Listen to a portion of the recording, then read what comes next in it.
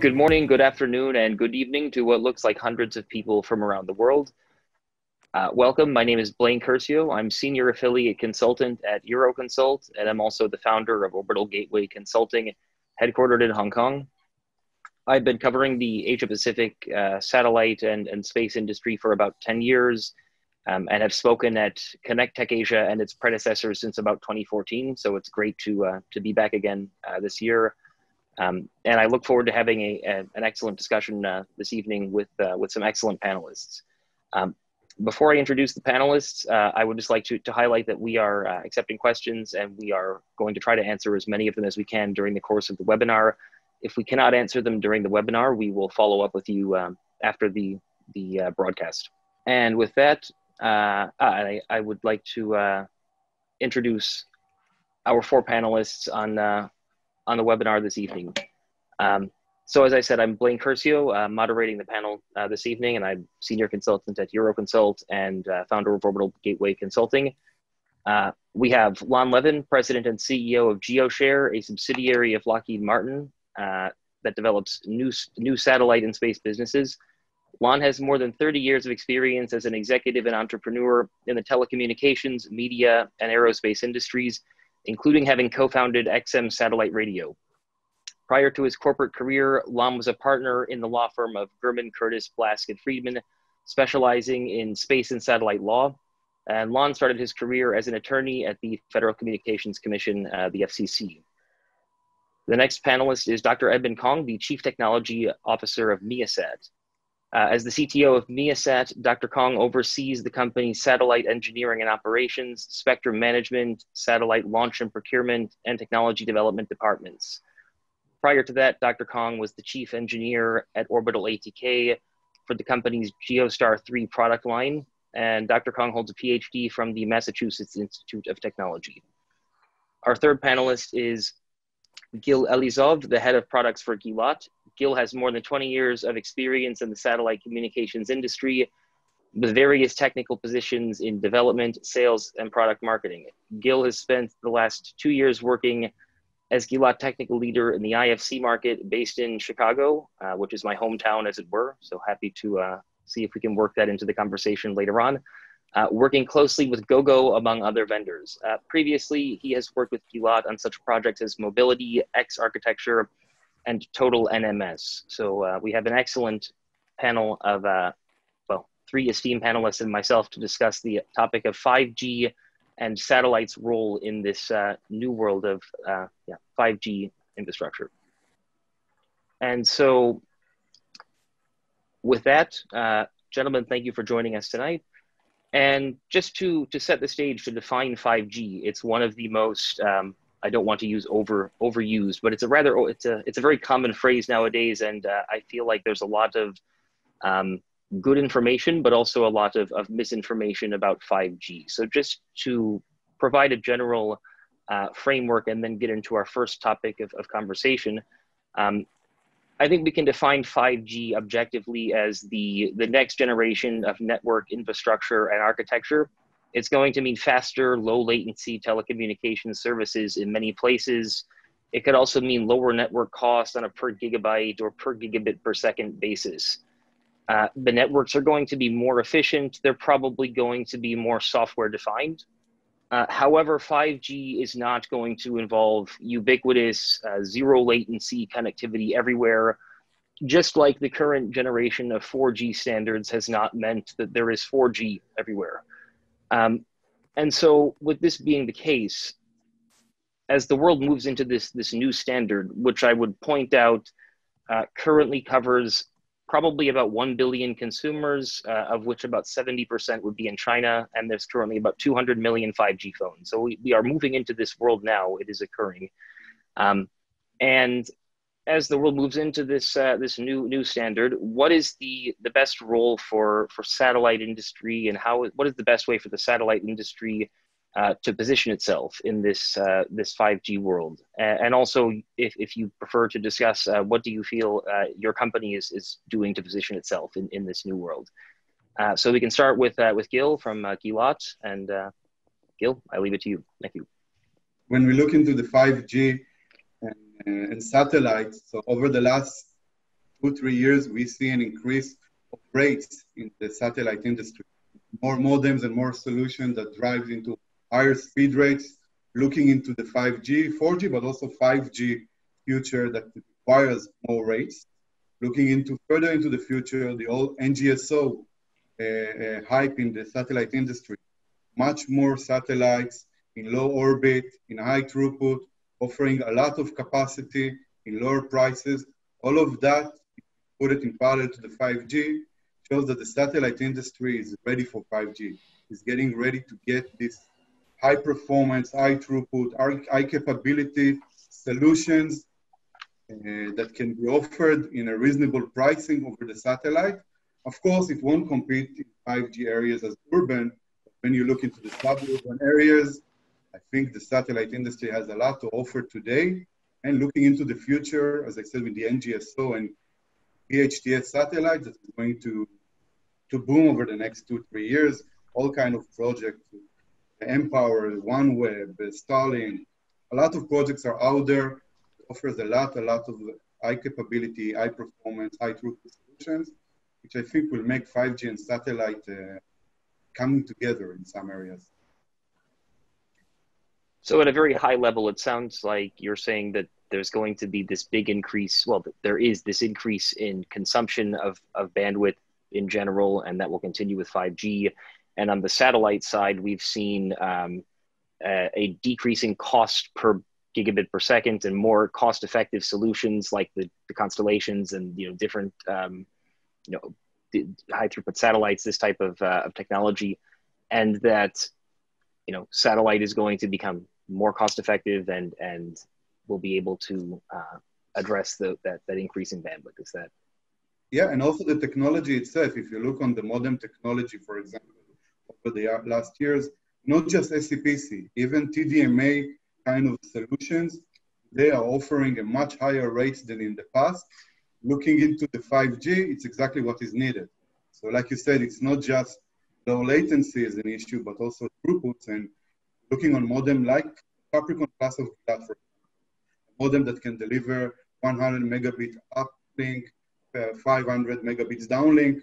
So if you're looking on such solution and looking into the future and other vendors, more and more are starting to offer solutions that goes into the high rates, not just as an SPC solutions, also TDMA-like solutions. And putting all of this together, I think there is a lot to anticipate and to see satellite with 5G. Well, thank you. Okay, Lon or Dr. Kong, either of you want to take a stab at the first question? Sure, I'll go next. First of all, let me say good morning, good afternoon, good evening to wherever you're watching this from. And let me first thank ConnecTechAsia and GVF and SatelliteAsia Group for this opportunity to talk to be on this very interesting panel. I mean, the first question start off right at the bat, right? I agree with Gil that, look, a lot of this, the technology has matured. The evolution of this is we have to get to be cheaper or be more cost effective in order to provide connectivity, right? And it's not so much, we are heading to the point where telecommunication or satellite bandwidth or satellite communication is going to be more of a commodity product where it just needs to be cost effective before, and the consumer would use it, right? It's pretty much a consumer type of product now. We're going towards that point. 5G or even before 5G, right? I mean, the role of satellites in 5G at the very early stage right now really is towards two main roles. First is to provide backhauling services.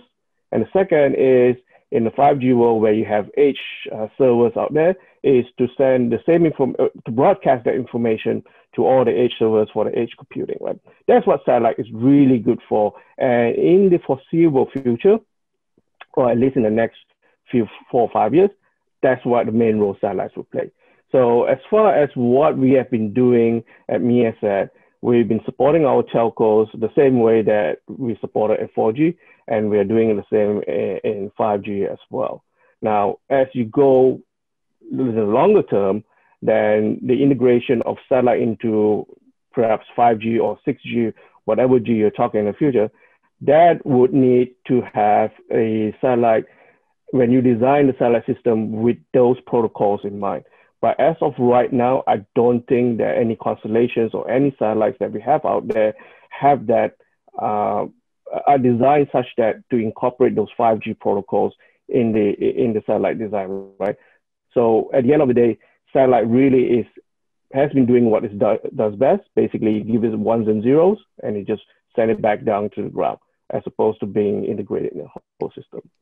On the NGSO, there is a possibility that a likelihood that it could be integrated to the 5G system, where it can provide service directly to the consumer because of its low latency. But then again, there is also challenges with that as well, right? So you've got to build a system that from the very beginning to have that. But when you do that, you run into issues where you may not be able to serve all the various different 5G technologies. So I think as of right now, satellite plays a major role because, again, you still need to connect everyone up. Even the different clusters of 5G, different cities, you still need a lot of connectivity or a lot of bandwidth that goes between those 5G clusters, if you like. So satellite does play a major role, and I think continues to play that role in terms of backhauling and providing information to the edge servers in the 5G world. Thank you. And Lon, anything from your side? Sure, a few things. But first, I do want to thank GVF and ConnecTechAsia for having me, and also for allowing me to be part of such a distinguished panel. And thank you, Blaine, for having me. Good to see you all again, my colleagues. And thank you in the audience for watching us. Very much appreciated during these times. I'm glad that these kind of events keep on going. They're very important to the industry. So thank you for this chance. Two very quick things, but they are important points. The first one is, unlike, I think, all the other generations, 1, 2, 3, 4 in G, in 5G, the very good news for satellites is that we're not looking at a build out. What's happening is the building that's going to take place, the latest word is, as they say, instead of going more, they're taking the networks and they're making them more clustered, or they're bringing them together in a way without going beyond the existing borders of these networks. What that means is that there's an awful lot of area that's not going to be covered that will look for 5G benefits. And I think that's the first role that the satellites industry can play. And the second one is maybe the more obvious one, but I think people are underestimating how much more data is going to be pumped through our telecommunications system worldwide. There are millions, billions of devices that are coming online in the next 10 years, 15 years. And I think that Edmund makes a good point, and that is that the more we start standardizing, or at least incorporating the various standards throughout the world. I don't mean one worldwide standard, but understanding the standards throughout the world and incorporating them to the satellite systems, the better off we're going to be. So I think it's just those 2 points. One, it's the fact that 5G systems are just going to get more and more dense because that's how they work. Each tower is spaced a lot closer to one another in order to bring the benefits of 5G, but they're not building out. And the second part is that there's already a lot of data being pumped through. It's what's helped the industry stay afloat during these COVID times. In fact, it's helping the industry do real well during these times. And it's only going to get more and more intense as the world uses 5G services. And those are my 2 points to begin the conversation. So Lon, if you don't mind, I mean, let me just hop on the very first point. I think the reason why we think that 5G is going to be more clustered and not being built up is really economics, right? Who are they targeting? We're really targeting the people that can pay.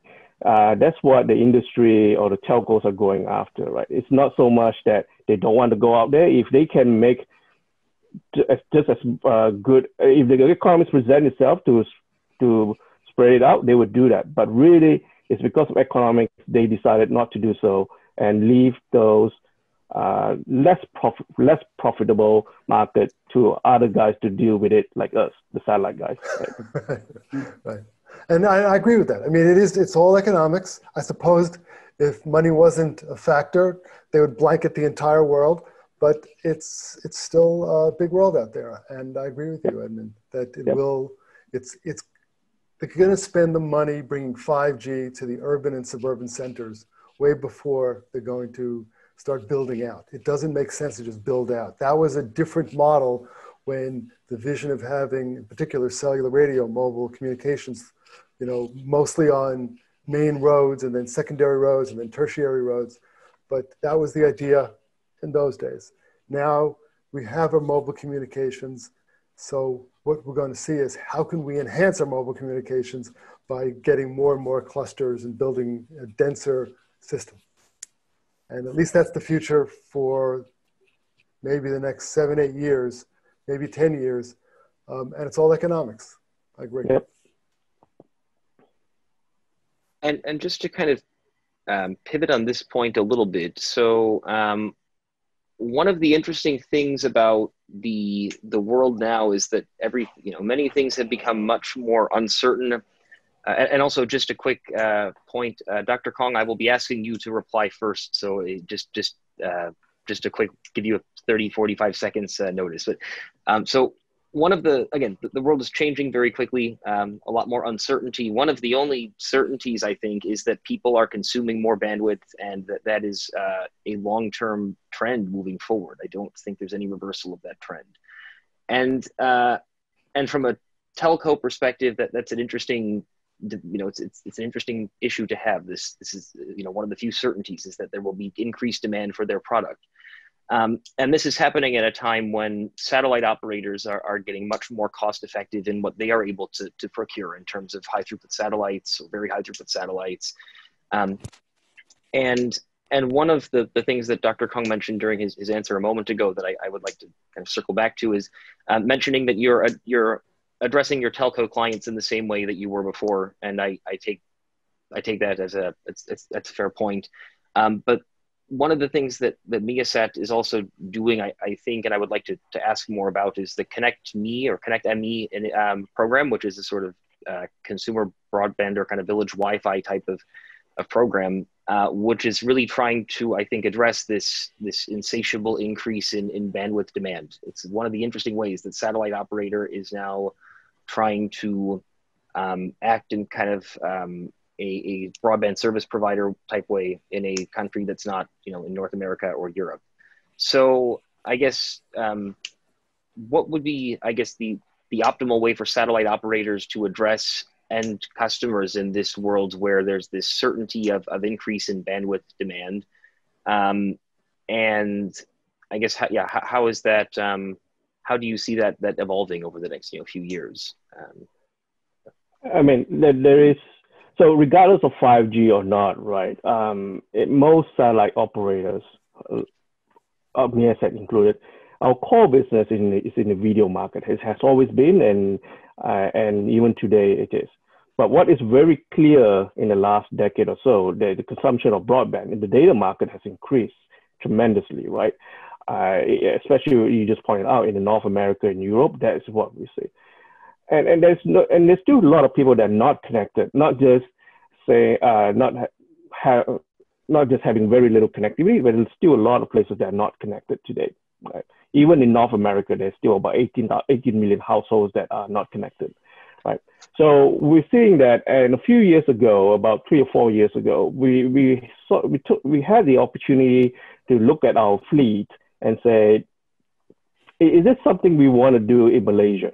Right, or in our region, and we look at our capacity. We say, hang on, this is something we can explore. So we roll out ConnectMe as quickly as we can, and with the target of providing broadband services directly to the consumers, which is not typically what a satellite operator would normally do.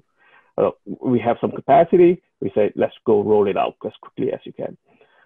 what we found out was quite surprising. Actually, as we do this, you would think that where people that does not have connectivity are really way out in the remote areas, but in fact, a lot of the suburban areas, just slightly out of the urban areas, they still don't have fiber services yet, or they only have DSL services, which are very low bandwidth, right? So even between 10, 20 kilometers away from a city area, we were finding people taking up this service. So that led to us moving down the path of Measat 3D, where we have procured a satellite that is currently ready, that is going to be launched at the end of 2021, and it will have 30 gigabit of high throughput capacity and geared towards Malaysia. So I think a lot of satellite operators today, I think it's no secret, they are looking into providing connectivity, especially in the data side. But at the same time, we've also got to be clear that there is going to be a market for it. It's very different from the video world where you sign contracts, long-term contracts, 10, 15-year contracts. You're not going to get that in the data world, okay? Especially when you get to the consumer broadband, right? So this is something that we had an opportunity to do a few years ago, and we tested out the market, and we liked what we saw, and we decided to put a bet on a new satellite and to provide a lot of capacity over Malaysia. Okay, well, thank you. And Lon, I guess GeoShare being a satellite manufacturer that's manufacturing very high throughput satellites, as it were.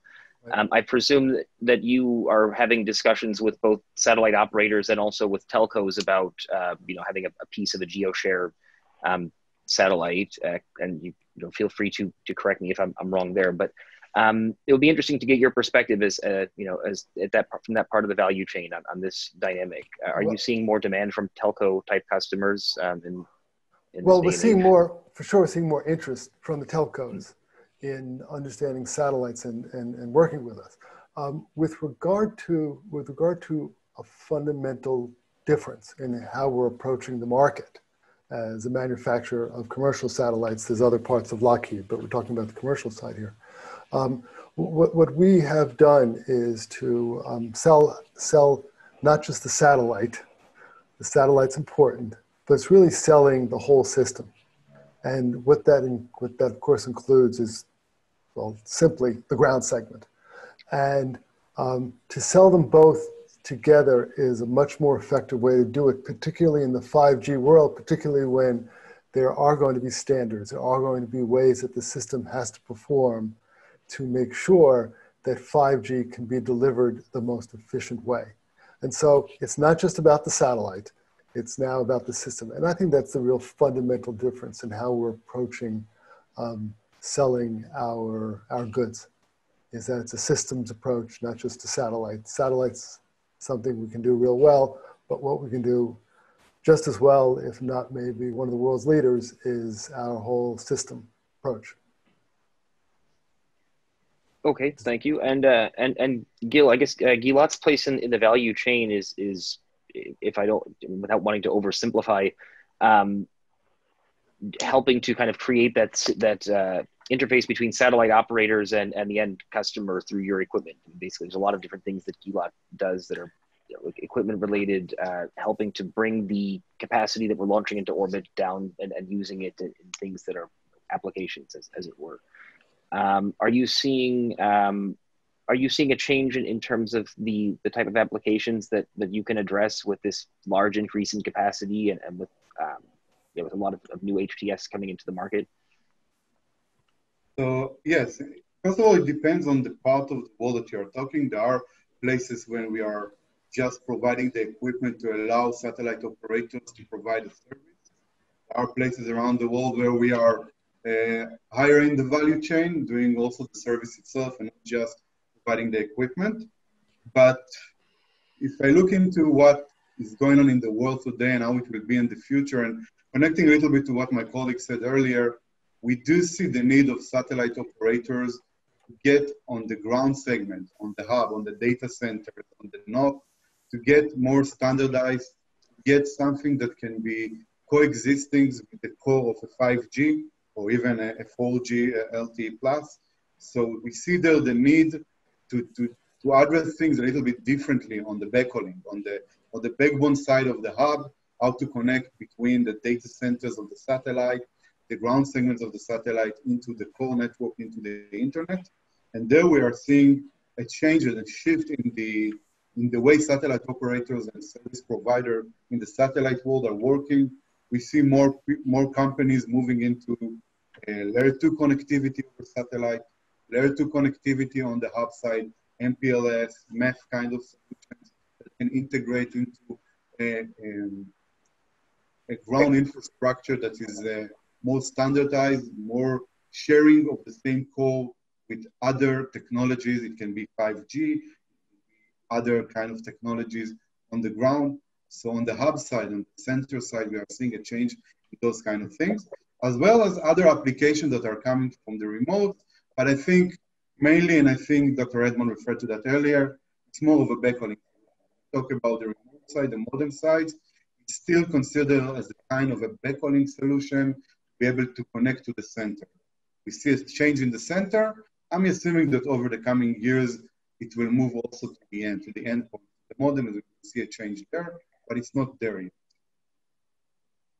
Can I pick up on what Gil just said? And when it comes to communicating to the edge of these systems, I do think that is going to become a new role for satellite, and to some extent, it's a new role based on an old role that satellites used to have, which was it used to be a well, it still is. It can broadcast things, and so as the edges of these systems can cache information much better, they're much smarter, they have a lot more memory on them. Satellites will play a role to get that information, certain information, to the edge, particularly information that a lot of people want to acquire. For example, major news stories are an important example where most people are going to try to access and get the same stories. And satellites now can be the ones who can deliver that kind of information very efficiently all throughout a region. And it can get it to the edges much more quickly or more efficiently. So I think that is the best, well, it's one of the examples of what satellites can do in the future based on what Gil just said about communicating at the edge. And I think that's one of a number of new kind of applications that you're going to see satellites. Right now we're talking about what they can do today and what the opportunities are today. But in the future, for example, besides communicating to the edge and going back to broadcasting, the second big opportunity is as the world becomes more dependent, we have smart cities, smart roads, smart factories. As they become more dependent on their terrestrial systems, I think most of that's going to be terrestrial based, they're going to need the security that there is a backup system.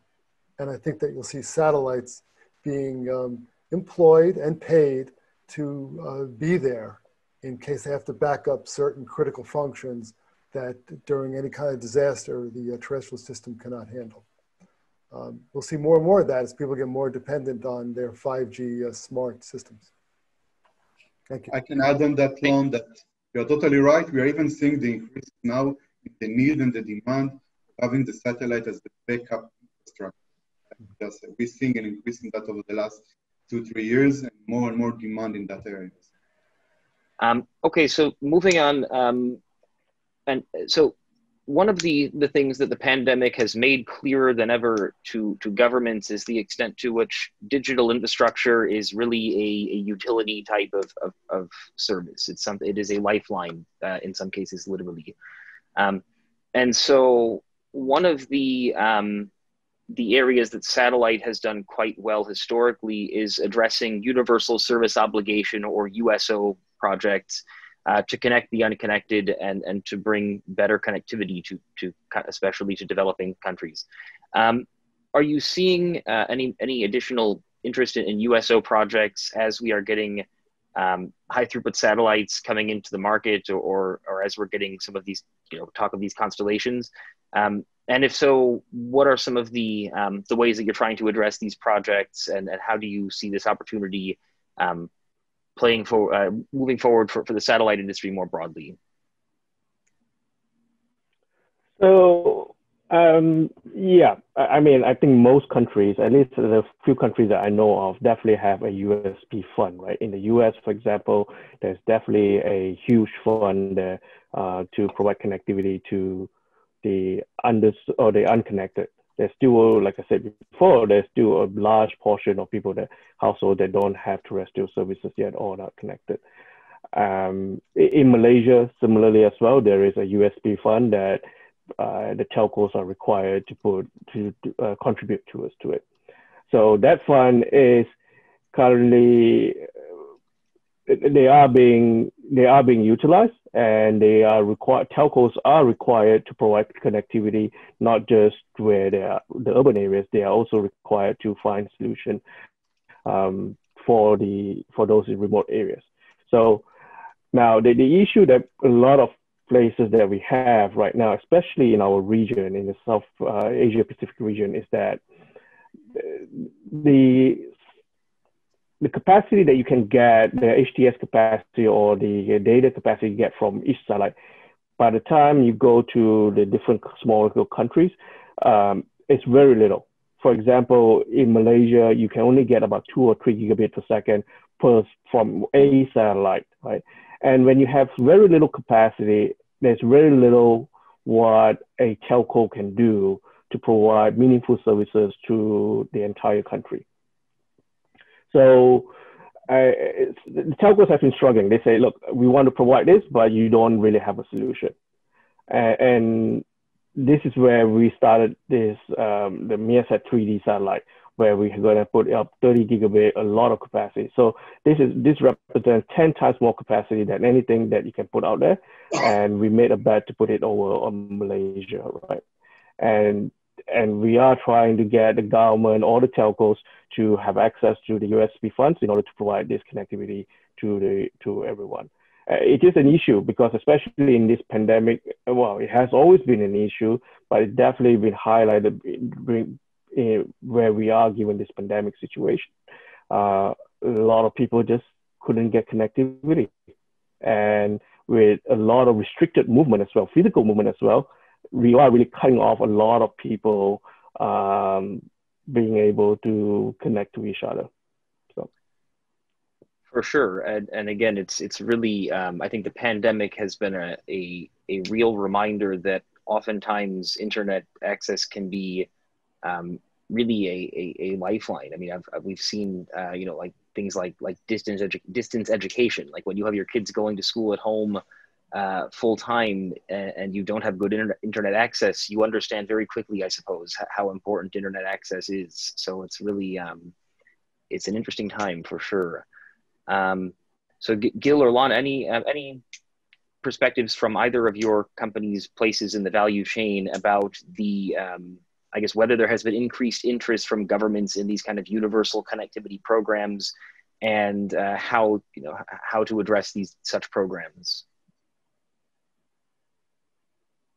Very, very simply, I think what Edmund said is right, and that is the programs have always been there, the need has always been there. It's just the pandemic, and you said it too, Blaine. The pandemic just amplifies the need, and so in these kind of instances, whenever a crisis like this occurs, that's when people get focused, more serious, and they start taking advantage of the technologies that are there, and then imagining what could we do if there's even better technology. It's the way of the world, and that's exactly what's happening now. And I think that satellites, which have always been this kind of service, stand to improve and grow their businesses even more. I'm sorry it took a pandemic. That's a very sad thing. But the fact is, one of the functions of satellites that at least those in the industry have always known is that it's good to have these kind of systems in place to move information as efficiently as possible. Okay, and Gil, anything to add from your side? I think my two colleagues summarized very well. I can just add of that the pandemic is affecting all the world, but it generates, like you said, the need all over the world to have more connectivity, to have more data. It's needed for schools, it's needed for health, it's needed for a lot of reasons, and I think we will see in the coming future an increase of the need and the demand for more capacity and more bandwidth on a lot of applications. Okay, that's interesting. And just another reminder: if you have any questions, do send them our way. Just have one additional question from my side. Again, in the 5G world, we've seen a lot of there is a lot of 5G already. Maybe 1 billion people are covered by 5G, of which probably 600 or 700 million are in China, and about another probably 30 to 50 million are in South Korea, and then probably 100 million in the US maybe are covered by 5G, and then the rest of the developed world.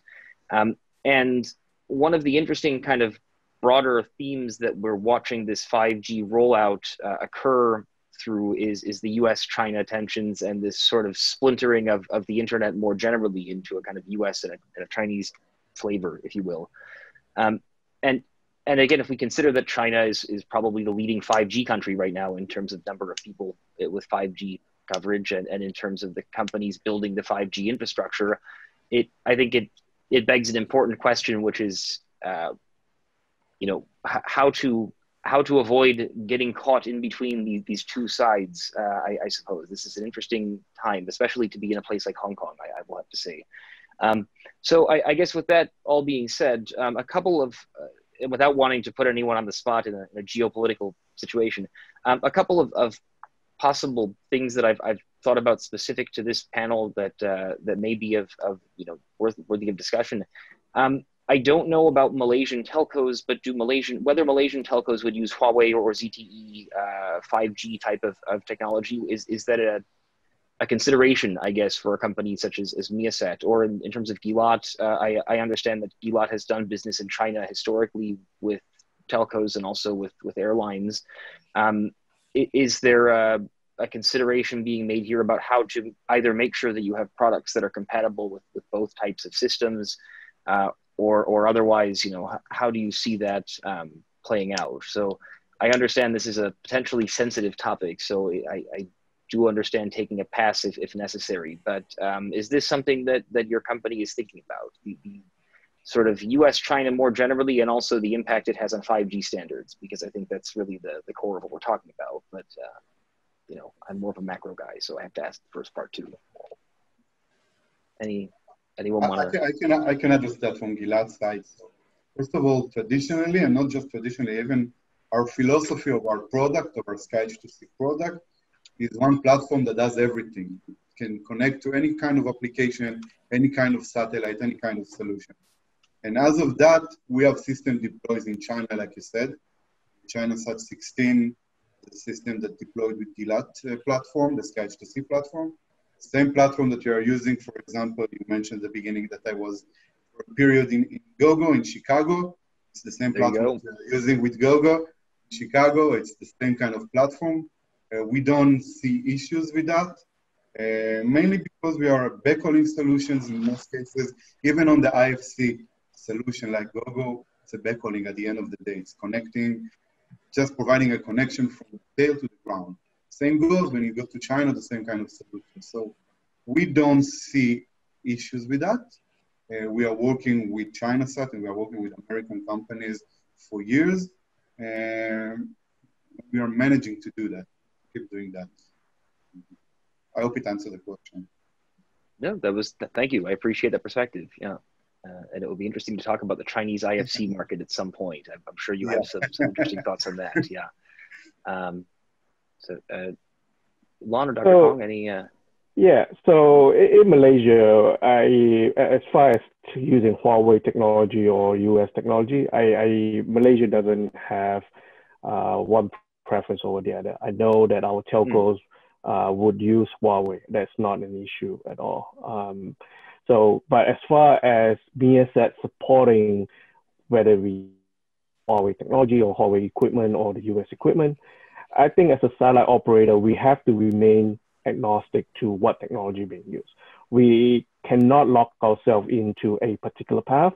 And should the telcos or customers decide to go a different path, then we are locked out from being able to service them. So from a business perspective, we cannot just say we're going to align with one particular technology. We got to be able to be agile enough to serve regardless of how it goes.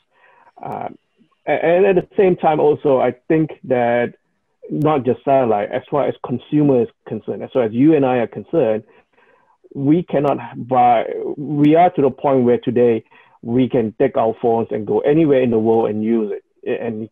And I think the consumer would demand that, regardless whether you use Huawei handsets or the US iPhones or whatever not, we can't go back and say, look, oh, this is a Chinese system, it cannot be used. I don't think the consumer will allow that, and that will come true very quickly. So, okay. Having a particular bias, I just admit that I do. However, I'd like to talk about this at a different level, and it's actually picking up on what my colleague said, particularly what Edmund said. I do think that one of the factors here are consumers, and I am confident that consumers will insist that they feel secure, that they know that their transmissions are secure, whatever those transmissions may be. And I think that as they look at what systems they're going over, they will demand more and more that they feel safe. And as they go around the world, that they know that they can talk back home, that their companies with their very proprietary information can communicate and be assured that it's not going to be taken, and all the questions that security demands. And so as we go forward, that is going to become more and more an issue. And I suppose it's turning into a geopolitical issue, and that's fine. Mm-hmm. We live in a complex, competitive world. And I think that is what is going to be the thing that's going to drive consumers who will have a say in this one way or another. And I think that the satellite systems and others will pay attention to that critical interest of security. So we'll see how it all unfolds. I understand all the issues. I'm trying to stay a bit above it and use words like security versus not state the sides. But I do think it's a very, very important issue. And what's really cool about satellites, if we can go back to the satellite world in jet specifically, is that satellites can help with regard to security. Because what satellites allow you to do is to communicate beyond borders. And you can set up systems where you're not reliant. Yes, you need permission to operate in a particular country, but you're really not reliant on going through that country's system if you can go through the satellite. And I think we're going to see more and more of that to some extent may even obviate, that's the wrong word, it'll be more extent, some of these issues will simply go away because the consumer's demanding security. The consumer says, what's my most secure path? Well, your most secure path is jumping past all the switches that you have to go through either on a terrestrial system or even a more complex switched satellite system. Go up to the satellite and come down somewhere else where you feel more confident. So I think that's going to be an important factor. Security will become a more important factor for consumers. Yeah, no, I certainly agree with that sentiment. I think it's going to be an important thing moving forward. And yeah. So one of the other, I guess, one of the other side effects of this onset of 5G is the repurposing of part of the C-band spectrum from satellite operators to terrestrial telcos. And it's an interesting problem because it's a really excellent frequency band for 5G, and from the satellite operator perspective, there's a lot of higher frequency bands with which we can do some interesting things. So if we assume that much of the C-band spectrum is going to be reallocated, and that satellite operators are going to be dealing with maybe 100 or 200 megahertz of C-band. I guess what sort of opportunities do you see in higher frequency bands from your place in the value chain? I mean, is MEASAT looking at all at the sort of medium to long term future satellites in Q or V band, or is GeoShare speaking with some prospective clients about doing some Q or V band payloads on a VHTS? So yeah, do you have any thoughts on higher frequency bands? And to answer the question first, as a satellite guy, taking away any spectrum from satellites is not a good thing. It's certainly happening in the United States, as we all know. I think it will go to other countries, and I think that's unfortunate for the satellite industry, but the world keeps on moving and things change and we just accept it. Well, we fight it for a while and then we accept it, I suppose. So anyway, there are other bands, and the good news about the Q and V band, and yes, the interest is growing more and more every day, is that, look, there are a lot of spectrum, there are wide bands, and the good news is that as we need more and more spectrum and we are capable of exploiting these bands, I think you're going to see greater use of this for a number of the new 5G services. So to answer your question simply, I think that Q and V is among the places where we're going to see growth.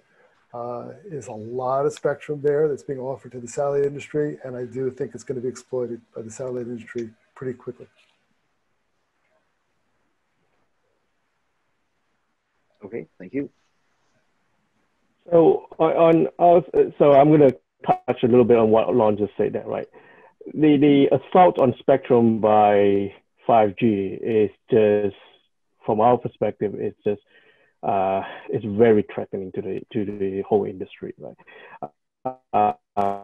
And if you look back a little bit on what the manufacturers, especially 5G in a 3.5 gigahertz, the extended C-band frequency, it's really for convenience sake that they're going after that spectrum. I mean, there are spectrum that are being used for 2G and 3Gs that eventually will have to turn off, right? Because there's no way a country or any particular system can have a number of Gs operating at the same time. You will have to turn off those systems.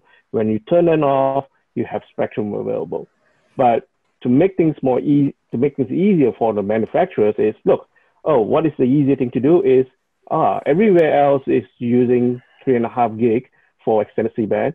If I can get everyone to agree on it, then it's a lot easier for them to market it and sell it. That's what is going on. As far as other spectrum, and I agree with Lon in that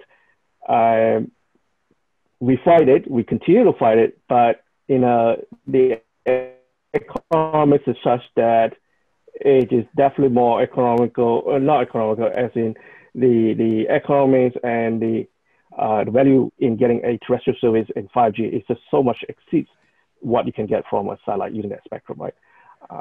But as far as going to higher frequency, I think we have to on the satellite side. And in order to get the cost-efficient connectivity, high throughput, you have to go to higher frequencies. But the other thing I want to point out to you is that while 5G is going right now, is looking at 3.5 gigahertz, which is the extended C-band, they're not stopping there. They are going after the millimeter wave, which is the 28 gigahertz that is going to use for Ka-band. They are going after wanting to use frequencies all the way up to Q and V, up to 80 gigahertz. They're not stopping just at 3.5 gigahertz. There's no way they're stopping there. As far as what we're doing on the MEASAT side, with regards to high frequency, our next satellite, MEASAT 3D, will have 30 gigabits of capacity in the Ka-band over Malaysia. Right? So we recognize that we need to go to higher frequencies because of the wider bandwidth that you get. But the one thing we have to also be careful, because where we are operating is in a tropical area where rain is a big issue. And as you go higher frequencies, rain fade is going to be an issue as well. We are also putting a QE band experimental payload onto this satellite to test out whether we can use QV for our future deployments. Right? So when M3D goes up, we'll get to test that out as well. And the industry is going towards high frequency. There's no question about that, right? For example, Airbus is also putting up a optical payload to test that out. So the satellite industry is definitely moving towards higher and higher frequencies, and the technology that we have, even on the satellite and also the equipment, are also being developed to handle higher and higher frequencies. So that is the evolution that is ongoing. Okay, thank you. I think if you're looking a little bit of history, if you're looking 10, 15 years ago, KA starting to pop up in the satellite industry, there was a lot of concern of what it would do if even if it worked. I think at the end of the day, KA was one of the major pro engines for the satellite industry in the last few years. So I think looking ahead, like my colleague said, QNV and even higher in some point come into play in satellite, and it will only do good to this industry. Bring more capacity, more throughput, more capabilities, and more market. So I think going upper in the frequency chain will make the satellite industry go bigger and bigger even. It's a good thing that happens to the industry, like the KA. If I can also talk about history, I've been around a while. When satellites were sort of the favorite technology, it was when we were in the earlier days in the 1990s in particular, and I guess the 80s too, when satellite industry was going from these government-owned, very large multinational systems to different countries can own their own system. Satellite spectrum, satellite industry was growing so fast that the world couldn't give enough spectrum. You know, I mean, it was very happy to give a lot of spectrum to the satellite industry. But the world keeps on spinning and things keep on changing, and now 5G is the hot thing. I think it's both incumbent on us as an industry, as well as I think it's going to happen anyway, and that is, I think the value of satellites is about to be shown again in the new, much more connected 5G world with smart cities and smart cars and all the other grand ideas that are coming. And I think that you'll see, again, a renaissance. And I think Edmund makes a very good point about there's going to be a lot of spectrum not being used by terrestrial because they're moving into other spectrum. And so as people move in and out of neighborhoods of spectrum, we will see a change. And I do predict in the future we'll see the world, as it has before, recognize the enormous value of satellites, and as a result, start protecting the satellite spectrum more. It's you know, the industry, I remind all of you, and you were part of this in a bunch of years before this, people were claiming it was going to go away almost, which was ridiculous, but that was the feeling. And here we are getting stronger and stronger. And I think things are going to shift again, as they always do, as you go forward with new technologies. I share that point, Lon. I think it's very important to recognize, right, that both the satellite industry and the terrestrial or the 5G, the telcos, we need each other. It's not, you can't just go with, yeah, I'm going to take all your spectrum from the satellite and just apply it for terrestrial use, because then what happens? How do you do your backhaul connectivity? So we need each other. We need to be able to work with each other. We need to share the spectrum in a way that the spectrum is being used efficiently to provide services to the end users. I mean, and ultimately that's what we want, to be able to provide a service that is usable and meaningful for consumers like you and myself. Okay, thank you. So I think we have time for just one last question, and I will leave it with on the topic of, you know, the world keeps turning and new technology keeps coming out. One of the things that we are seeing more and more of in 2020 are constellations, and I I always go back to about a year ago this week. I was in Paris at the World Satellite Business Week from Euroconsult, and Gwynne Shotwell, CEO of SpaceX, said during that conference that during 2020, SpaceX will launch 60 new Starlink satellites every 2 weeks during 2020 for the whole year. And I thought there's no way that they will, there's no way, no one could do that. And I don't think they've been hitting the every 2 weeks, but I think SpaceX is now at something like 11 launches in I don't know, call it 35 weeks. So it's every 3 weeks, we can say. And this is in addition to Kuiper having gotten some favorable news from the FCC in the US and some other developments from other LEO constellations. So how do we see the LEO constellations impacting the traditional, the satellite industry today? How do we see that changing the way that we do business and about the industry moving forward? Yeah. Or will it change the industry moving forward? Sorry, go ahead. Thank you. So I said at the beginning, and I think it's a good way to end in the same spirit, I think the NGSO market, the LEO, the MEO, OneWeb, mPower, Telesat, Starlink, and Amazon with the Kuiper, and I think there will be more players along the years, are going to put a lot of capacity, a lot of satellites out there that will make this industry even bigger and even more important. And like Lon said earlier, in the aspect of the history and the frequency, this industry of the satellite is having a very, very bright future. A lot of capacity, a lot of option, and I don't think it will come on the expense of the LEO. I think LEO and MEO and GEO will live together and find the way, each one for different markets, in a beautiful harmony, and I think that aspect, there is a very good future for the satellite industry in the coming years. Beautiful harmony. You heard it here first. Okay.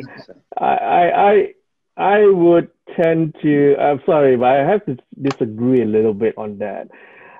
Look, so far, I mean, me as I have looked at LEO constellations as well, or NGSO constellations. To date, except for the latency issue, which GEO is horrible compared to the lower orbit constellations, when it comes down to the economics in terms of dollars per bit that you can deliver, GEO is still the best solution out there as far as satellite connectivity, because all you need to do is put a dumb terminal, point to one location, and you're done. With a lower constellation, and in particular GEO for Malaysia, for example, a small region, you just need to launch one satellite.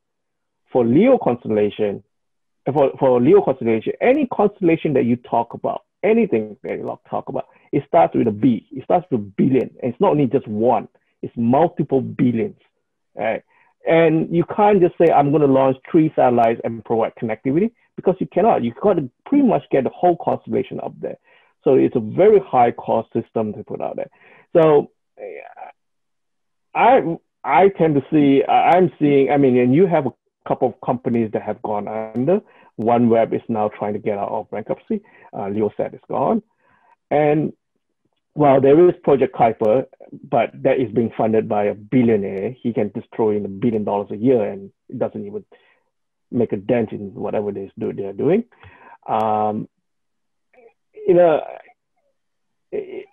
economics is not there yet in order to, that I can see, for it to sustain itself.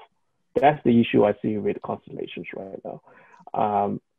Maybe many years down the track, they could stand on its own and provide meaningful services. Right now, yes, Starlink is doing, by the way, I'm not sure what Starlink is doing, but they are putting up a lot of satellites, but they do have access to launch. Those are one thing they can do, right?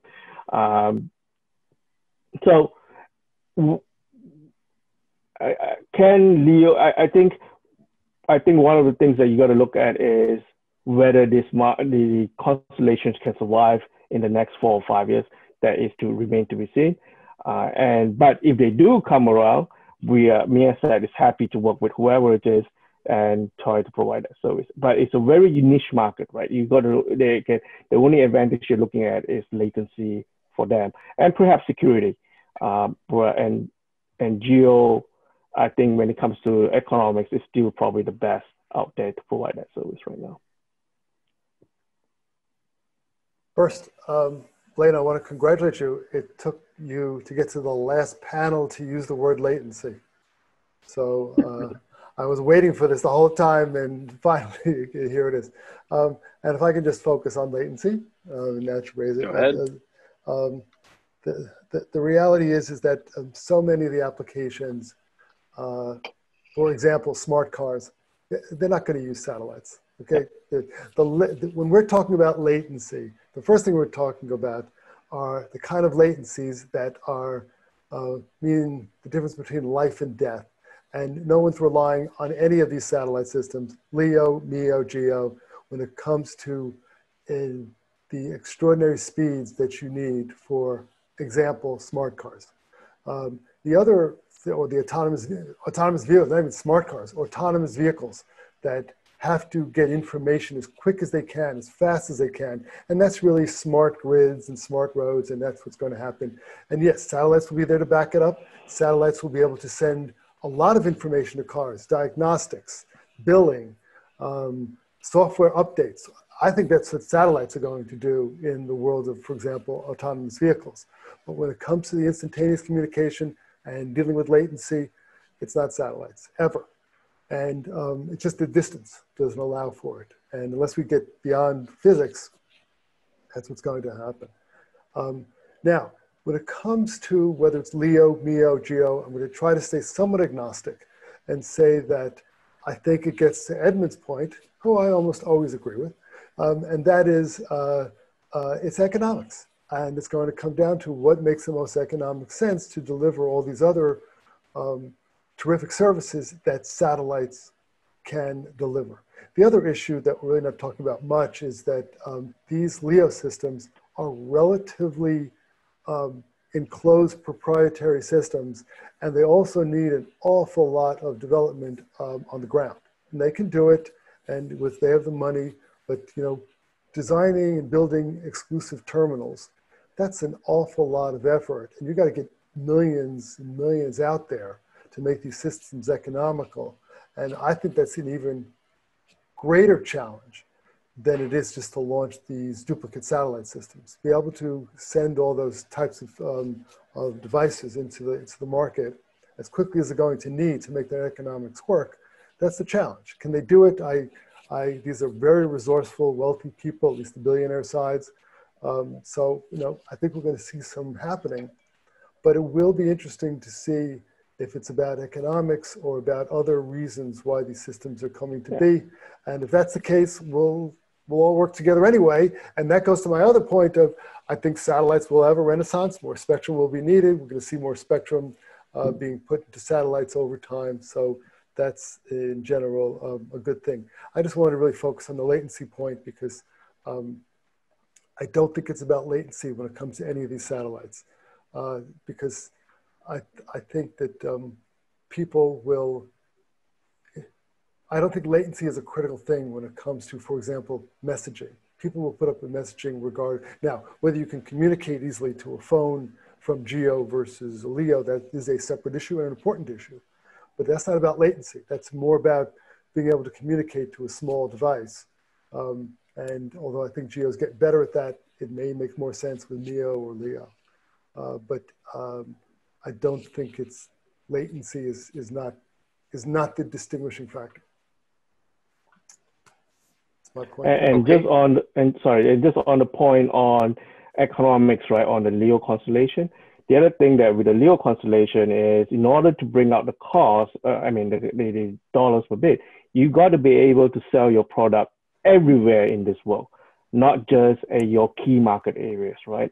And getting access to markets, especially in the Asia Pacific region, where it is a very fragmented market, which means with a proprietary system, you got to be able to convince the various administrations and government to let you provide your service there. And that is going to be a very difficult thing to do, because if you don't have access, let's say, for example, someone in the US system being put up, and another country, for example, China or India or Russia decides, no, you can't market in our country, you automatically lose 30, 40, 50% of the world population that you can market to, right?